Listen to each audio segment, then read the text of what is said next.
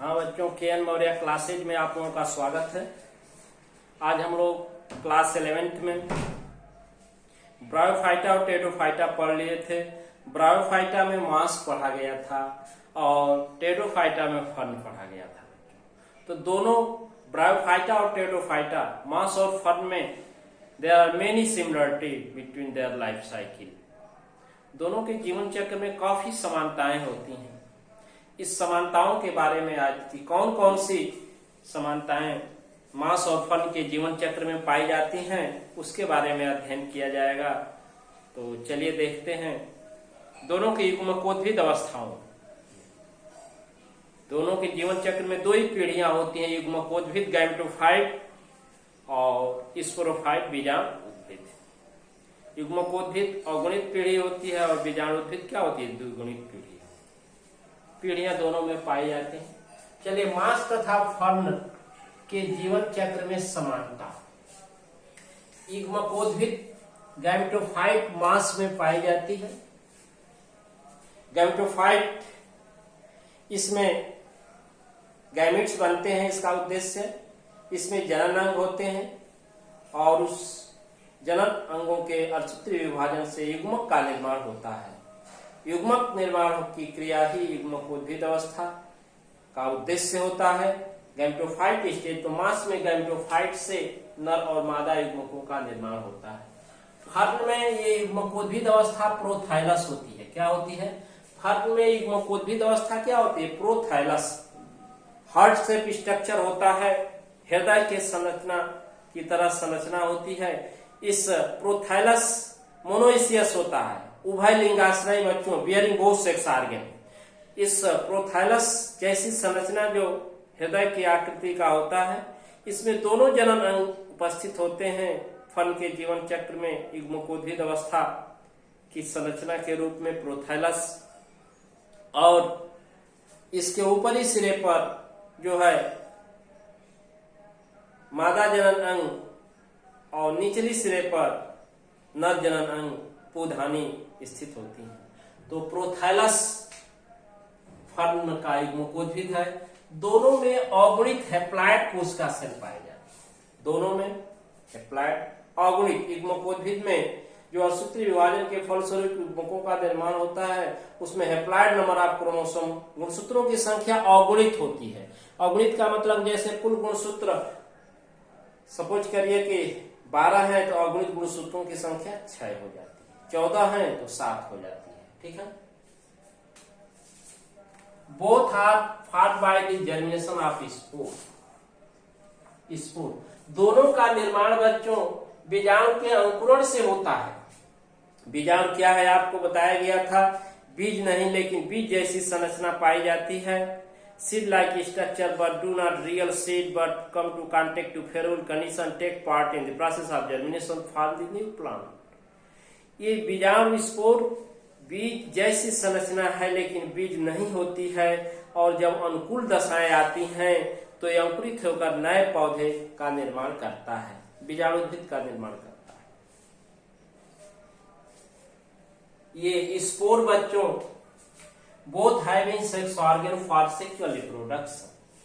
मांस और फर्न दोनों में जनन अंग पाए जाते हैं, सेक्स ऑर्गन उपस्थित होते हैं जनन की क्रिया को बनाए रखने के लिए, लैंगिक जनन सेक्सुअल रिप्रोडक्शन की क्रिया को संपन्न करने के लिए दोनों के युग्मकोद्भिद में जनन अंग पाए जाते हैं, सेक्स ऑर्गन।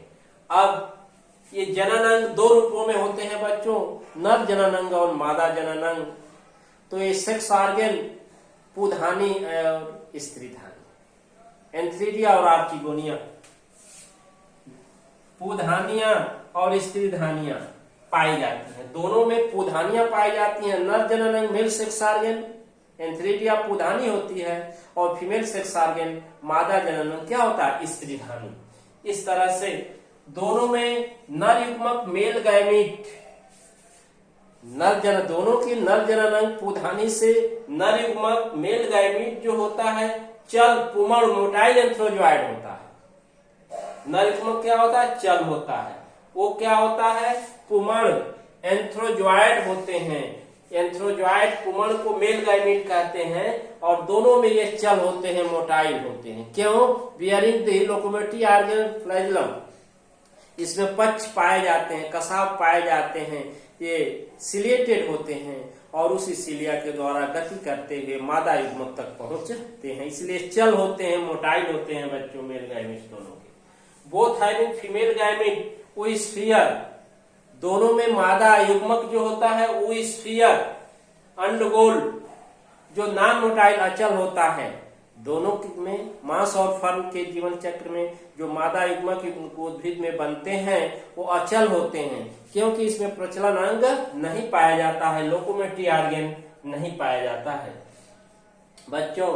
तो इस तरह से नर जनन अंग और मादा जनन अंग दोनों में सिमिलरिटी व्यक्त करते हैं। नर जनन अंग पुधानी एंथ्रेडिया और मादा जनन अंग स्त्रीधानी आर्चिगोनिया मांस और फर्म दोनों में उपस्थित होते हैं और दोनों से नर युग्मक और मादा युग्मकों का निर्माण होता है, अर्थात गैमेटोजेनेसिस युग्मक जनन की क्रिया संपन्न होती है, नर और मादा युग्मकों का निर्माण होता है। नर और मादा युग्मकों के संलयन से निषेचन क्रिया संपन्न होती है।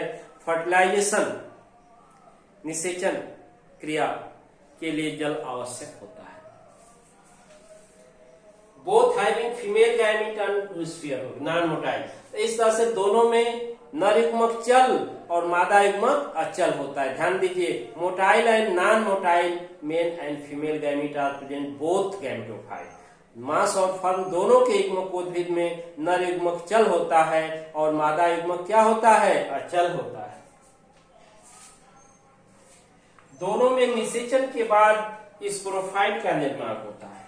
ध्यान दीजिए, आफ्टर फर्टिलाइजेशन जब निषेचन क्रिया संपन्न होती है तो दो अगुणित संरचनाएं मिलकर फ्यूज होकर के द्विगुणित संरचना बनती है। अगुणित नर युग्मक अगुणित मादा युग्मक एक दूसरे से संलयित होते हैं, जाइगोट और स्पोर बनता है जो द्विगुणित संरचना होती है और इसी से first cell of the sporophyte, ये जाइगोट और स्पोर जो होती है प्रथम कोशिका होती है बीजाणु उद्भिद के दोनों अवस्थाओं में, ये मांस और फर्म के जीवन चक्र में। इस तरह से दोनों के फर्टिलाइजेशन तथा स्पोरोफाइट में काफी समानताएं होती हैं। दोनों में निषेचन क्रिया नर और मादा युग्मकों के संलयन से होती है। दोनों में नर युग्मक चल होते हैं, मादा युग्मक अचल होते हैं। दोनों में जो है वो स्पोर का निर्माण होता है, द्विगुणित संरचना होती है और दोनों में अंकुरित होकर स्पोरोफाइट को का निर्माण करते हैं। इसलिए fertilisation and sporophyte having very similarity moss and fern. Moss और फर्म के जीवन चक्र में निषेचन क्रिया और बीजाणु उद्भिद में काफी समानता पाई जाती है। बच्चों, दोनों में पीढ़ी एकांतरण अल्टरनेशन ऑफ जनरेशन पाया जाता है। पीढ़ी एकांतरण से आप समझते हैं कि मांस और फर्म के जीवन चक्र में मुख्य रूप से दो प्रावस्थाएं पाई जाती हैं, दो स्टेजेज होती हैं। पहली अगुणित और दूसरी द्विगुणित, हैप्लॉइड एंड डिप्लॉइड या गैमेटोफाइट एंड स्पोरोफाइट।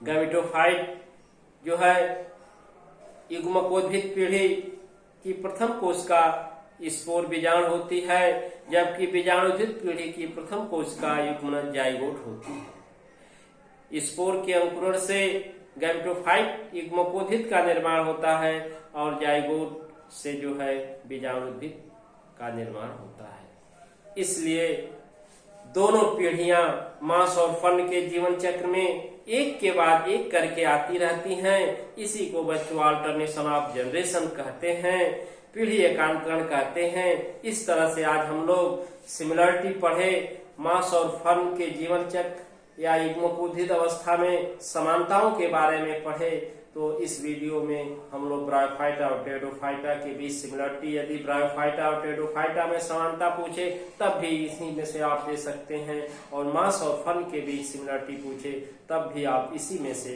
दे सकते हैं। वीडियो को बच्चों पूर्ण रूप से देखिए। जो नए बच्चे एडमिशन कराए हैं, व्हाट्सएप ग्रुप से जुड़े हैं, वो लिंक में जाकर प्ले लिस्ट में जाएं और वहां से पीछे की वीडियो प्राप्त कर लें, क्योंकि आपके पढ़ाई का कार्यक्रम विषम परिस्थिति कोविड-19 के चलते जो है लंबे समय तक क्लास बाधित रहेगा। तो जो इस समय पढ़ाई का कार्यक्रम है ये वीडियो के माध्यम से ऑनलाइन क्लास ही चलता रहेगा। तो इसमें कोई आप लापरवाही न करें, अपनी कार्य को जिम्मेदारी, ईमानदारी और समझदारी तीनों को रखते हुए पूर्ण रूपेण जो है निष्ठा भाव से करें। वीडियो को पूर्ण रूप से देखें और नए बच्चे चैनल को सब्सक्राइब कर लें ताकि उनको हर वीडियो मिलती रहे। Thank you.